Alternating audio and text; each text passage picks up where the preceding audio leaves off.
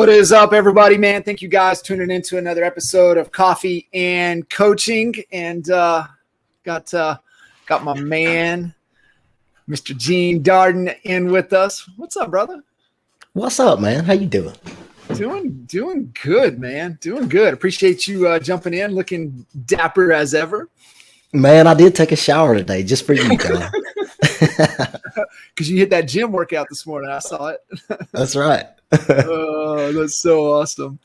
Well, no, I really do appreciate you jumping in, and I know today's conversation is going to be fun. I know we can go a lot of different ways, a lot of different angles. So before we kind of jump in, man, I would love for you to give a little context, give a little 2-minute background, just everybody to get to meet you, and just add a little context to our conversation moving forward. Yeah, man, cool. So married 20 years, got 2 kids, one in college, one in high school. Been in real estate for 12 years. Started a team probably, I say probably, it was 2011, 2012. Was with Keller Williams for the bulk of that time, and then made a move over to EXP, which is where I landed with you, man. And my life, John, has changed. So, thanks to you. Well, I appreciate that. I mean, it's definitely, sometimes, we're seeking and we find, the information that we need to help us, take that next step forward. So, so very cool, man. So what was life before real estate? Before real estate, I was in the Marine Corps for 8 years. I also owned a cell phone franchise with another partner of mine who's actually still a close friend of mine, and he's in real estate now too. So, it's been a fun journey, and been able to take all the things from the Marine Corps and from owning another business and kind of move it into real estate, and some of it plugged in just right, and some of it not at all. Yeah, that's kind of that's where I started. So, hey, was the Marine Corps right out of high school? It was, man. Back in the day, everybody ran down to Panama City Beach as soon as you graduated to drink as many beers as you can underage before you had to hit the real life. And literally, the Marine Corps picked me up in a van at Panama City Beach and took me straight to Paris Island. So that was definitely a change in scenery. I bet. I bet. What was the driving force to want to go that route coming out of high school? It seemed to be a big challenge, man. So everybody talks to me. It's like, you don't get up until things get critical, and all of a sudden you can kind of roll with it. So every time I pick something to do, it seems to be, like if I'm going to do this, I'm going to get the Marine Corps is supposed to be the toughest. So I'm like, I'm going to try this, because if I go some other route, then I'll have to come back and prove to myself I can do the other two. So it was really just that. And I think the ladies liked the uniform, and I was kind of interested in that as well at the time. So those two things were the reason. Hey, at least you knew what you were, priorities, right? That's right, man. A 16, 17-year-old mind, man, it's a little more simple. A lot more simple. That is for sure. Oh man, good stuff. So what I always love asking, and we've got a great neighbor. He's, retired Marine Corps as well. So just, the stories and, the discipline and just everything, the habits that come from, that portion of your life. What were some of the key, for you, habits or disciplines that you took from that part of your life that helped carry into the business world, especially going the cell phone, business route? What were some of those key principles that you learned during that 8-year, part of your life that really carried over into the business world? I think the biggest thing was just not being afraid of going after whatever you want. And just being really aggressive and not sitting on the Marine Corps is kind of a do it now type thing. And they don't give you like the booklet of directions. They say do it now. And then the rest of the directions are, and figure it out while you're at it. And by the way, hurry up every chance you get. And so my first job was, before I started that company, was in sales. And so, man, I just went in and it's like, I'm just going to reach as many people as I can possibly reach and call as many people as I can and see what happens. And that butted into a lot of relationships and started growing business and started learning about business and things like that. But I think it's just, when the Marine Corps puts you through the ringer. And so it's kind of a, what have I got to lose? Just ask, and then obviously just go and figure it out. And so in a lot of ways that's really good, but there's some point where you hit a ceiling where go and figure it out doesn't necessarily work anymore. But it's a great way to start for sure. So Yeah, no, I love that. So you get in there and you start seeing things, and then, all right, now I'm here. I know to seek, I know to jump in and start looking for solutions or models, or like for you, is it, hey, let me just jump in and I'll just keep looking as I'm going, and kind of what has been for you that's really helped when you get to a sticking point, other than just try and head down and muscle through it. Like what are some of the things that has worked for you over the years that really has helped you push through those barriers? I think being open-minded to figure things out and try new things has been really, really, really helpful. And I'll see, I run into a lot of folks, especially just even now coaching agents and things like that. They want everything perfect before they get started. And I don't think, in business or life in general, it's ever going to be perfect or the situation is going to be just right. So I think being able to just dive in and try to figure things out is huge. But then just like in the Marine Corps, as you go up in ranks, the higher rank you get, your job becomes more of a strategy job than it is a hustle and grind type job.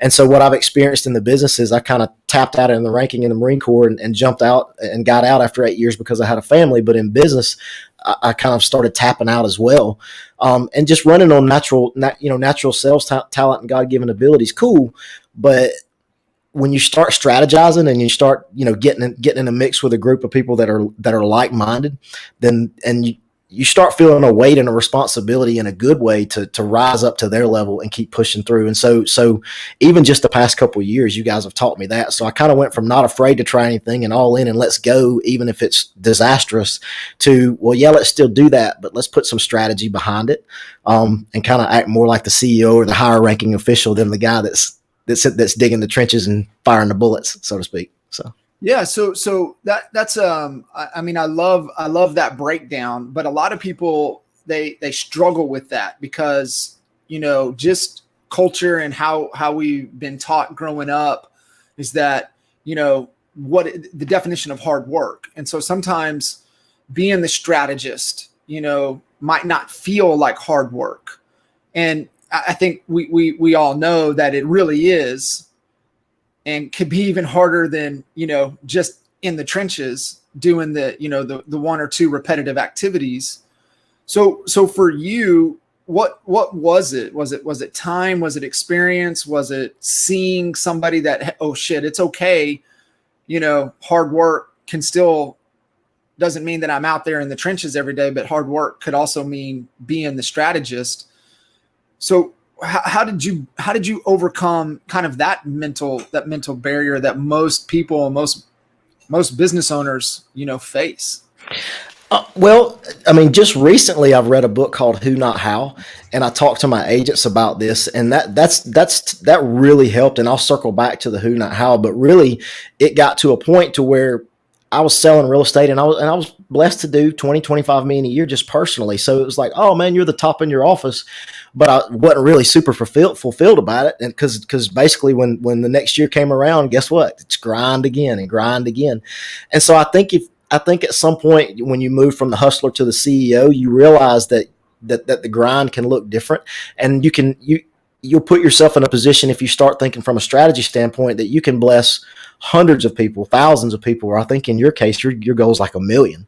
And so when you start thinking that way and you make that mind shift, it's huge. But then when you make that mind shift, you're overwhelmed with, holy cow, I just took on a whole lot of stuff. And that's where the who, not how came in.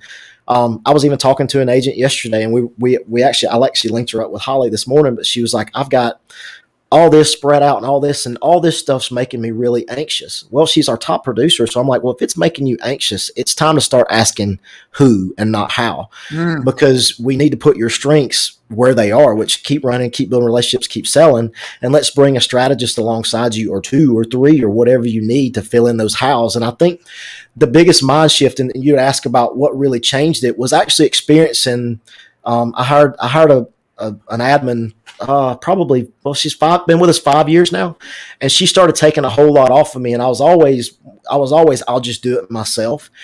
But when I realized that I had somebody really good working with me, and they started taking all those things off of me, and I saw what it was doing to our business, and it was also what it was doing to my mindset and allowing me to think clear and make good decisions versus just, running at the next shiny object and just hustling. That's huge. And so that was my first experience with Who. And then when I got linked up with you guys coaching, we really broke down our business and started looking at financials. And everybody thinks of a coach, and they think of a coach as, hey, they're going to tell you to call 1,000 people and your business is going to be better. And that's not what you and I do at all. It's really, what moves do you make in your business? How does it positively impact your people? How does it positively impact your downline, your downline, your bottom line, all the above, all the way up to culture. And so to really be a leader and be well-rounded in all those things is huge. And I found out just from experience that you can't do all that by yourself. And if you get the right people in your tribe, man, you can do some things that are just amazing. So even though it's a lot of work, it's a lot more exciting, because when you take the lid off and you stop thinking about, I got to do the same thing again this year and the same thing next year, and you start seeing it, that's when it really pops, man. And so that's kind of right in the middle of where I am now. So yeah, no, it really is cool. And leading up to that point, and I guess one thing that I would be curious, you get out, you're in sales, you're in the phone business. What was like, oh shit, how do I get into real estate? Or what excited you, or what was it that said, hey, I'm going to go this way? What about real estate that excited you the most?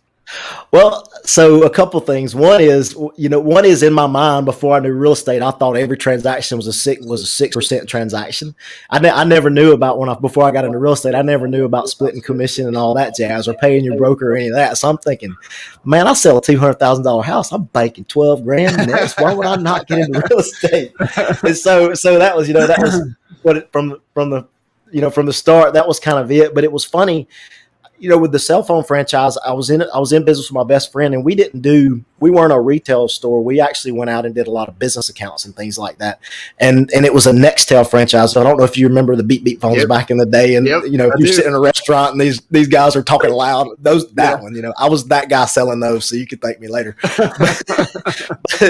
but when the real estate market crashed in 2008, somebody similar to the Marine story, which one are you going to go? I'm like, well, I'm going to go in the Marines because it's the hardest. Well, when the real estate market crashed in 2008, I had my business partner and it wouldn't support both of our families. So I sold my part out to him, and people were like, what are you going to do? And I'm like, I don't know. I think I'm going to try real estate. And they're like, you're crazy. And as soon as they said you're crazy, I'm like, yep. That's what I'm doing. And so I basically learned real estate in the crash. And that's actually been one of the best decisions I've made, because it's really helped me, going forward, because I kind of got into it when you really had to put the gloves on and swing hard to make it work. So. Yeah, figure it out, right? So I mean, that's it's a key trait of yours, right? It gets tough, like you said earlier. That's hey, I'm gonna dig in a little bit more. So no, I think that's super cool. Getting to that point and having that realization that you've got to do something else. At what point were you like, yeah, I made the right decision? Like this is it. Well, I can tell you, man, for the first 6 or 7 months, and we had already been kind of struggling just because of the industry and the change and the market crash and all that stuff.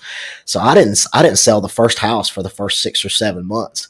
And so back to the critical thing, at that point, I wasn't making any money. And that means I wasn't making house payments. I wasn't making anything else either. So the wolf came calling, and they're like, hey man, you have to get with it, or we're going to boot you out of your house. So I literally went 60 or 90 days past doing my house, and was doing the whole beg for mercy and everything. And one morning I just got up and I was like, man, I got to dig back into the fearless part of what I was used to. 'Cause sometimes you can get in a little rut. And man, at that point I dug deep, and once I popped that first couple of contracts, it just took off from there. And then I started really enjoying it. But it took me it was a good year before I knew if I was going to make it or not, and B, if I knew I was even going to be in my house or not. So that's kind of a hard knocks way to learn real estate, but it was cool. I mean, now looking back, I'm like, cool, that worked out pretty good.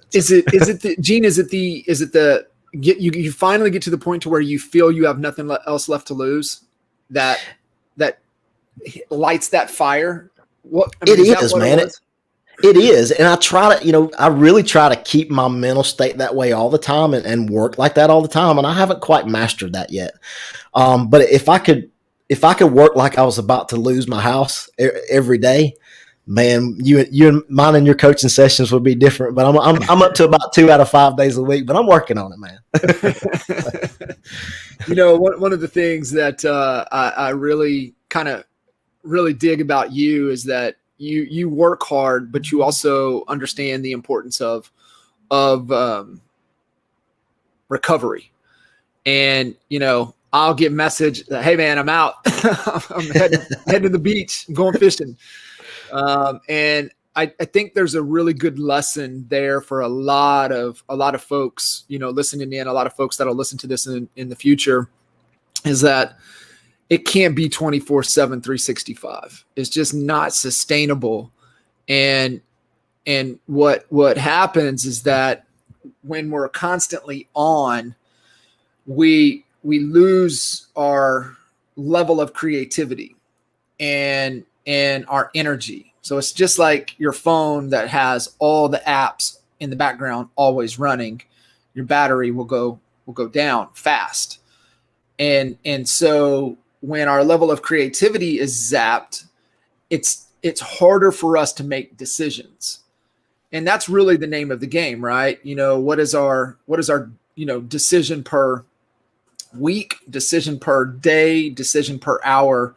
How fast are we making decisions? And when we're drained and we're always on, we tend to just let shit pile up. And we don't make the decisions. But when we get away, when we renew and we recharge, we come back, creativity, we're making decisions faster. And so that's one of the cool things that I've always, really admired, that you've got that piece on point. And so I'd love for you to kind of chat about that and share that, because there's a really good lesson there for a lot of folks listening in that don't prioritize the getting away, prioritize getting down to the beach, prioritize fishing, whatever that is for them. So I'd love for you to kind of share, your thought process around that and how it helps you. Sure. I experience it daily, just even with new agents or top producers. Most of them are a certain type personality, and they're such a giver and and they want to please everybody. They're a people pleaser. But they will grind 7 days a week and just jump at everything.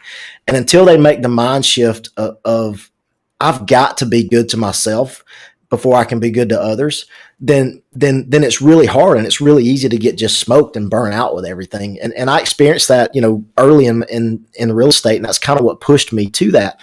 And so now when we're coaching, we try to coach everything really well-rounded with inside the team. And what I mean by that is, like, even when we talk about time blocking and building your calendar, and you taught me this, man, is the first thing you put in your calendar is not work related. It's you pick what's most important to you. So for me, faith goes first. So I put the things that have to do with faith in my calendar first. Second is family. So I put the things that have to do with family in my calendar second.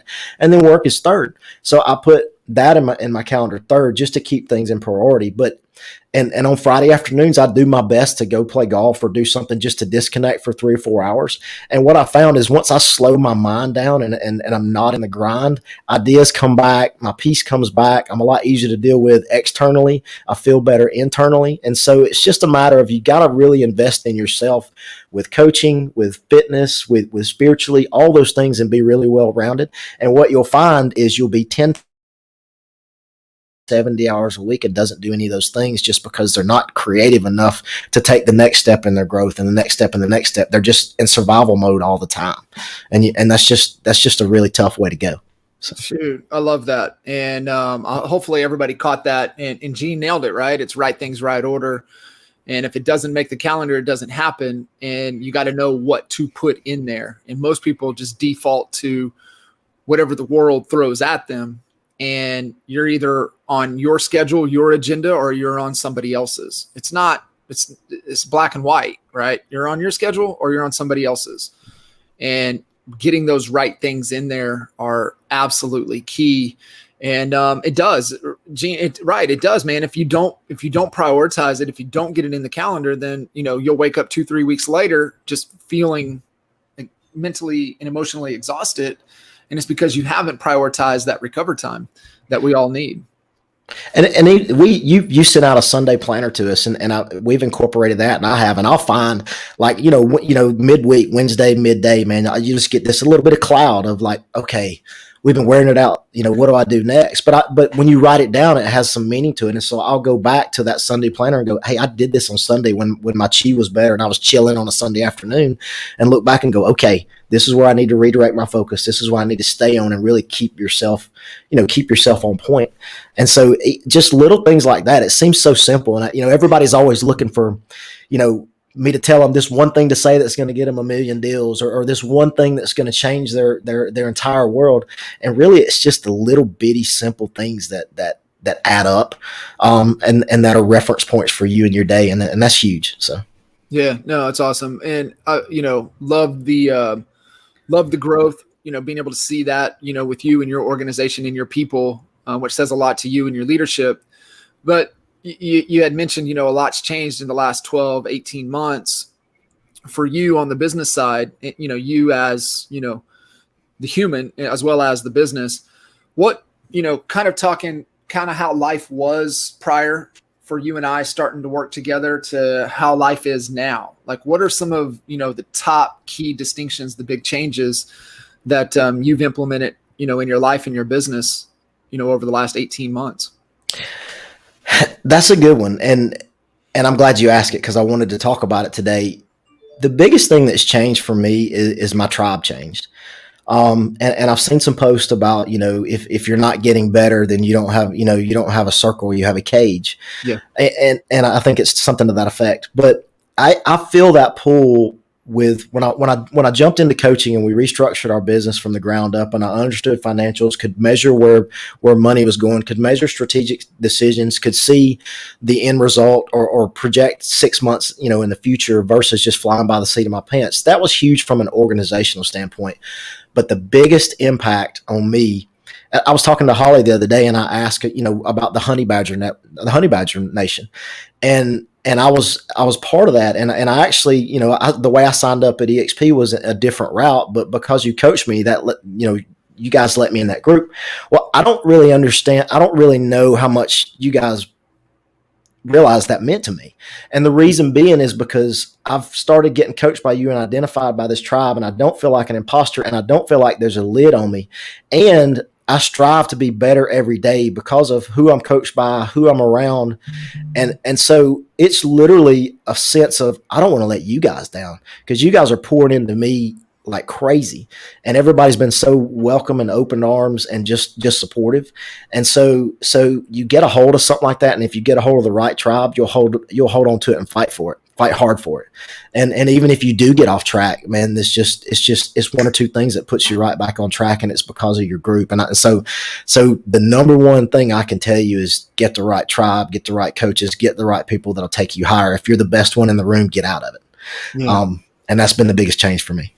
Yeah, no, I love that. And, thank you for sharing that. It really is so powerful and so key and so critical.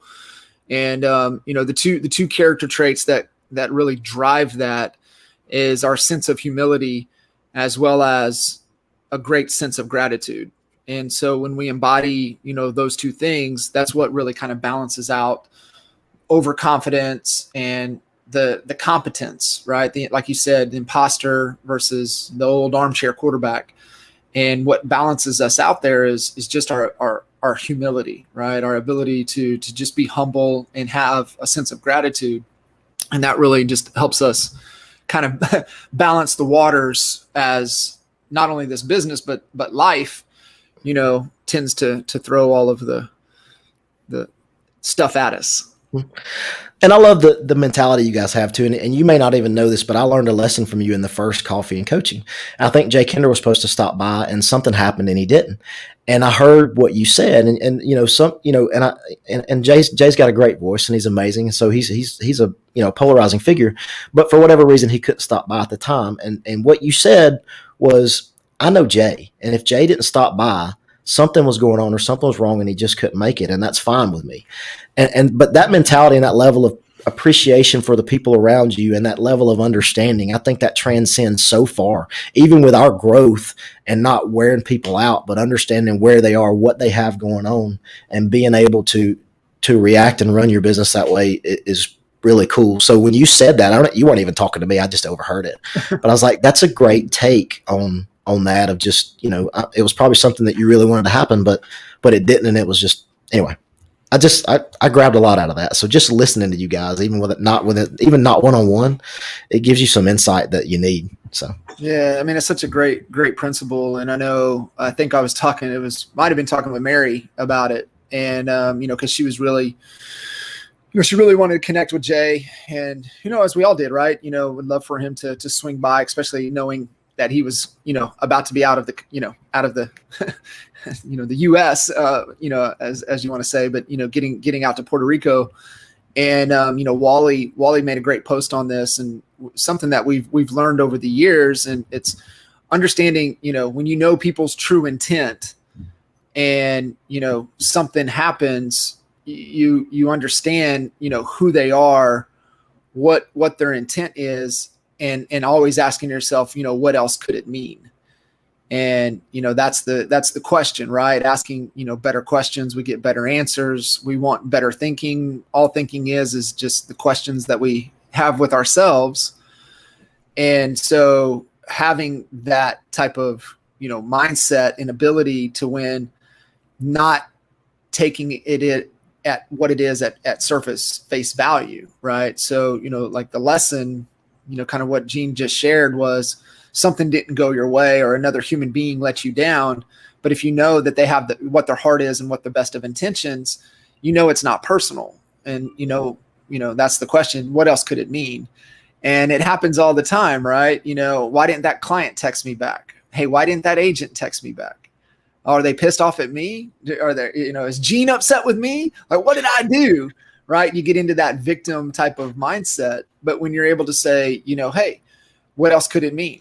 Gene could have got busy, right? Gene could be dealing with, another client. Gene could be handling a business deal. Gene could not be feeling well, right? You never know what it is. So don't assume, just know that, Gene has the best of intentions, and, we'll connect when we can connect. I had a similar experience, man. I posted about it on Instagram, but one of my agents, one of our top agents, she was like, she looked at me during a coaching session, and I have a tendency to be very direct. I mean, I don't mean like demeaning. I'm just direct.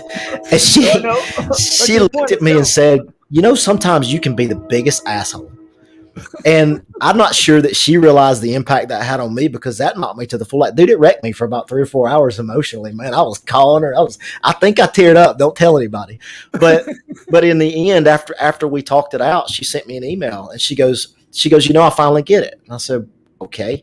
And the email said, I finally get it. You're as passionate about helping me and your other agents as I am about my clients. And that's where it comes from. And I was like, and she hit it right on the head. But I also, obviously I changed how I communicate with her, because you kind of got to be a chameleon in a leadership standpoint. And if they're feeling that's their reality. So I fixed that part of it. But just somebody being empathetic and realizing that after you kind of talk through it was cool. So that was a learning experience for me, man. So, cause I'm not sure I've ever had anybody say that. Well, I probably have, but it's been a minute. So you weren't ready to receive it. No. It's so cool. I get it. And, being able to hear it and being able to be in an environment to where we can have those conversations and learn from each other, right? Like, you're learning as much, from them each and every day as vice versa. So being able to have that environment. But what you just said, right? She just said, hey, you care about us, because those agents are technically your clients as well as they do with buyers and sellers. So I think that's a great leadership lesson that, if you're looking to grow an organization, it's not just about the buyers and sellers. You've got to treat the agents, the team members, just as you would a buyer and seller, and I think that was cool. She got it, right? She got it. That was cool. She did. I had this flashback. I just got done watching a Gary Vee thing, and he was talking about Steve Jobs and how he ran his business. And I think he called Steve Jobs an asshole. And he said he was very forceful in his business, and Gary Vee's on the other end of the spectrum. So I just got done listening to that. And about that time, I was the guy. I was like, well, golly, man.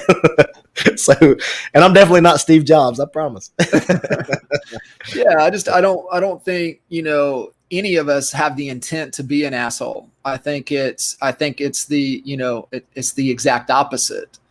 It's just understanding, our growth as a human being, and understand that, we've got another human being here, and how are we going to, communicate in a way that is mutually respected for the bigger good of the purpose of the organization. That's why, we spend a lot of time constantly talking about the vision, the purpose, the values, because your job as the leader is to cultivate a culture that your people want to be a part of and never want to leave. No matter how the financial angles work, they still want to be a part of that culture. And so you as the leader, that's your really number one responsibility, is to cultivate and create that. Well, culture is really just a collection of your people. And so what type of people are you bringing into this environment that's in alignment to who you are and who your values are? That's the vision. That's the purpose. That's bringing the people that are similar in those values creates that culture. And you have to be really, really intentional with it. And I know it's really important for you, because you guys are really tremendous, focused on tremendous growth, right? I mean, that's the whole, like, hey, we're full throttle on growth, increase headcount, increase productivity. That's we're trying to accomplish. So, for you, what have been some of the main key things that you've been focused on this year and moving into the rest of the year to really grow and cultivate that culture? So that's a great question. I'm going to rewind for a minute. So it's 2015. I had 9 people quit my team at one time, and I was the team leader at that point as well. And I partnered with some folks and kind of stepped out of the business somewhat, and gave them business up and some of that. And basically all I did was chase the dollar and bring on anybody I could that I thought could produce. I didn't have culture in mind at all. And 9 people quitting was 100% on me. It was 100% on the leadership and truly not understanding how to lead. And if you don't put that at the forefront and people don't feel like they're in a group that's loved, that's their jam, they won't stay. And matter of fact, they might walk out all at the same time on you. I experienced that. And so that was an example of how not to do it. And so now everything that we do in our team, we support each other all the way down to even if we have listings or coming soons or anything like that, we all put it on a group text, and every one of us goes out to each other's post, and shares everything, pumps everything out, really tries to make each other go viral. Anytime somebody has a question, generally on our team, it's 2 or 3 seconds to get to it. And another interesting thing is when we bring somebody on the team, everybody gets on a call with them and everybody votes to make sure that we want to bring them in and be a part. And it's just a matter of making sure that everybody understands they have a voice, and this train doesn't ride without everybody we have on it. And so we're really careful about who we let in the door. And so now everybody that's on the team has approved of those folks, and we're all like-minded, and we all have similar direction, and we all support each other. And so, man, it runs really deep as far as that's concerned. And that's one thing that's been a blessing on this team that I didn't even realize we were creating, but it's the largest part of our attraction is what everybody sees us doing for each other out in public, out on social media. They're like, holy cow, I can't go anywhere without seeing you guys. And it's because one person can't do it, but collectively, man, we can slay. And it's all just because we stand behind each other. So, dude, I love that. And that is right. That is creating the culture, and then focused on the people. And you nailed it, right? Support each other, and they fight for each other, and they fight to protect that culture. So it's not all on you. Yeah, you're the leader. You're keeping it at the forefront of everybody's mind and not letting it, slip to the background. But no, it really is. And then doing a fantastic job getting the message out there. And the community has to know, right? You can't be the secret agent, but you can't be the secret company either. You've got to do your part in your branding and marketing efforts to get that message into the marketplace, because that's what attracts people into the organization. So no, I love that. What are you guys right now, really focused on the marketing and branding side of things? Because you guys do a great job. I mean, you create a lot of content. I see a lot of image posts, a lot of content that's being pushed out there. Like what are some of the key branding and marketing initiatives that you guys are really focused on right now? Well, as far as growing agents, you kind of nailed it. It's just supporting each other. People see that and they want that. And you really can't fake that when you're that consistent with it.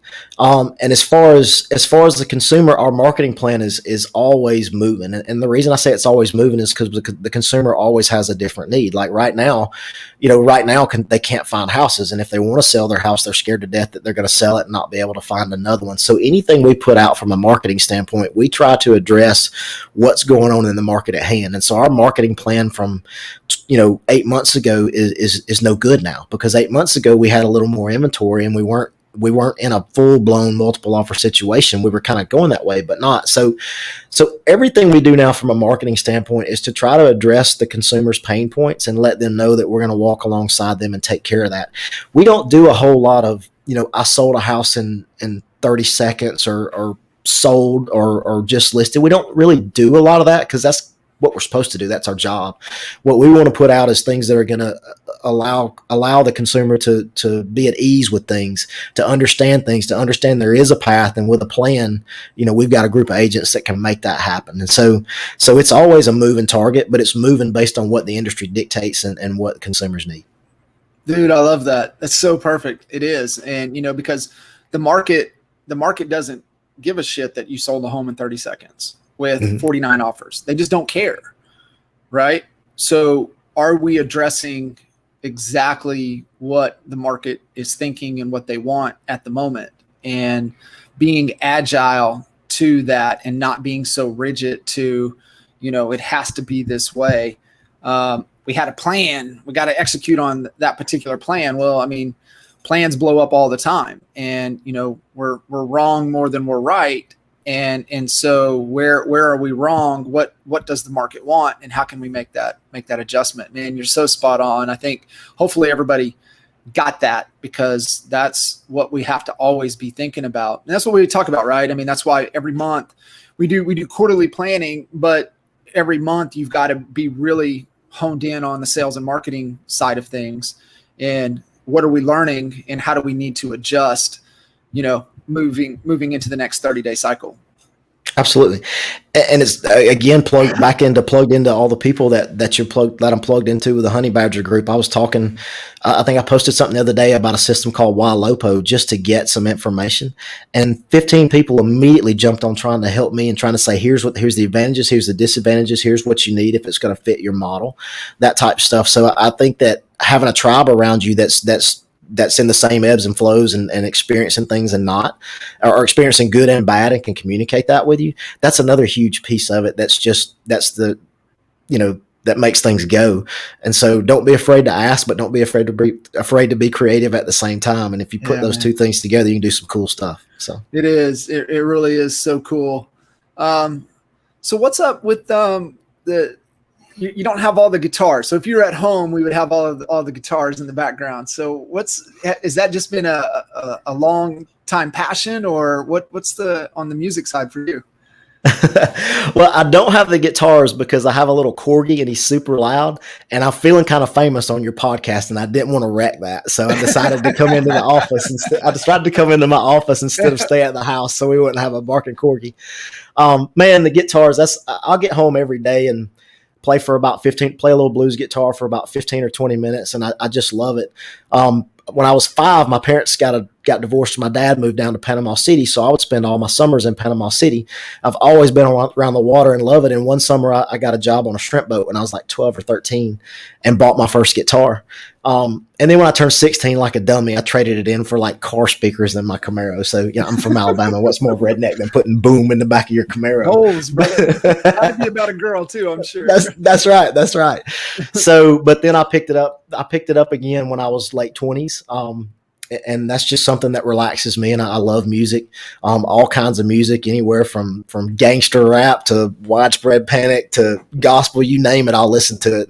So, but it's just been something that's eased my mind. And apparently I'm not good at it because I would play more than 15 or 20 minutes, but that's all my family can handle. So, but that's kind of the story of how the guitar was born, the long version. Oh, I love that, man. That's so cool. That's so cool. I'm sure there's some cool shrimp boat stories, 12, 13 years old. Man, if this is G-rated, we can't talk about those.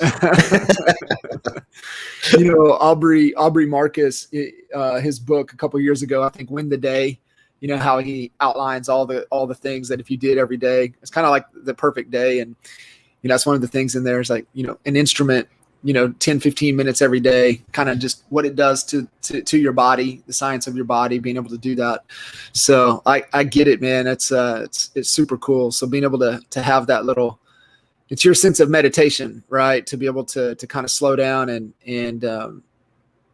it's no different than like cooking, because when you're cooking, you can only focus on that one singular thing. So like when you're playing the guitar, you can't think about anything else. You're focused on just playing that instrument. And so if it's instrument, cooking, something, right? What is that active meditation that allows you to disconnect from all the other stuff that's going on in our heads and around us and really focus on one thing. So no, it's cool, man.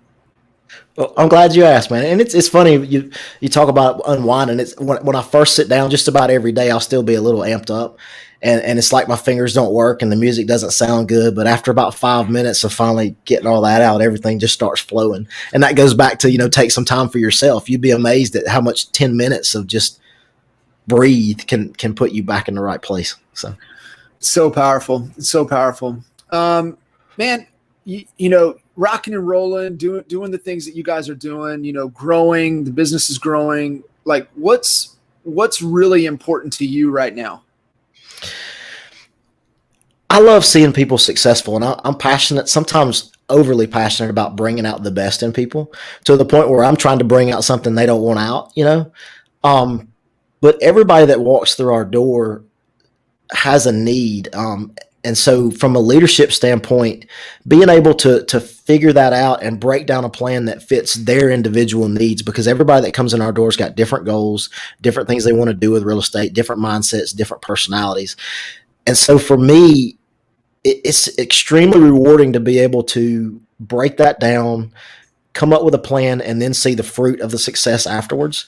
And so basically my mindset is everybody that walks in our door, I want them to have the best experience ever. And I tell everybody that joins our team, I'm like, look, if you join our team, I want to give you so much knowledge and so much support and so much of a good thing that you don't want to leave. Or I want you to get so much knowledge, so much support that you come up to me and go, Gene, I'm ready to go build my empire. And either way is fine with me. And so I think when you just kind of let that go, and it's, I'll go back to the old Roll Tide Nick Saban guy, man, he's a factory and he doesn't care if they stay or go. He just wants to make somebody better. Yeah. And I'm definitely not Nick Saban, but I do want to make people better every day. And that's what I'm passionate about. And I'm still in production. And so, the real estate deals I do are mostly with past clients, and I'm passionate about them having the best experience ever. And so that's really it, is trying to find a way to dissect a situation and make it something that pops for everybody. So. No, man, I love that. And, hopefully our Sooners can give you guys a run this year for, I know as long as Nick's there, you guys will always be in the top mix. But I think that just goes back to studying greatness and just so much there. And, being able to pay attention to the principles and how the day-to-day is conducted that apply not only to our lives, but into business. And so definitely cool thing to watch. I don't care how you feel about it or feel about, the team. I know college is a little more passionate than most things, but no, definitely a lot of great examples there. So yeah, I mean, I always enjoyed trading our text messages back and forth of our glass of bourbon during football games, because usually they're airing about the same time because they're both prime time type teams, and so we're usually doing the same thing, and it usually involves a bourbon and a cigar. So it's fun to text back and forth with you during the season, unless they're playing each other. Then I just leave you alone. Yeah, we'll leave that. Hopefully see each other for the championship this year. So that's right. Oh, cool. Well, brother, I really appreciate you taking the time, jumping in. Definitely a lot of nuggets in this conversation. Not only personal leadership, but the leadership in organizational design, moving your organization and life forward. Is there anything, Gene, that you want to touch on before we wrap up? I do. Two things. One is, if Jay's watching this, I will be in Puerto Rico on July 20th for my 20th anniversary. I'm open for coffee. Number two is, John, you've changed my life. You've changed my business. You opened the door for me, and you allowed me to get in your group, and you've been a blessing from day one, and it hasn't changed. And it's to a point where, A, I don't ever want to let you guys down. B, I want to make you proud, and C, I'm so thankful to be a part. And so when you get to a place like that, that just means a whole lot to me. So thanks, man. Yeah, man. I really appreciate that. That's awesome. And yeah, that's cool. Thank you so much. And I'm proud, to see the growth, and really taking and not just taking the information as, intellectual entertainment, but taking the information and applying it, and not only changing, your life and your business, but, the life and of business of those around you and the community. And that's just only, I smile because I know just getting started, and, just definitely being patient and knowing, doing the right things over time, what that builds. And, it's fun to see, and can't wait to have this conversation, 3 years from now, looking back at how far up the mountain you guys have gone. We'll have it on my big boat in 3 years. I like it. Definitely. Bourbon on the boat. That's right. All right, cool. brother. Well, Gene, appreciate it. If you guys are listening in, you want to connect with Gene, anything resonated, for one, make sure to give lots of love.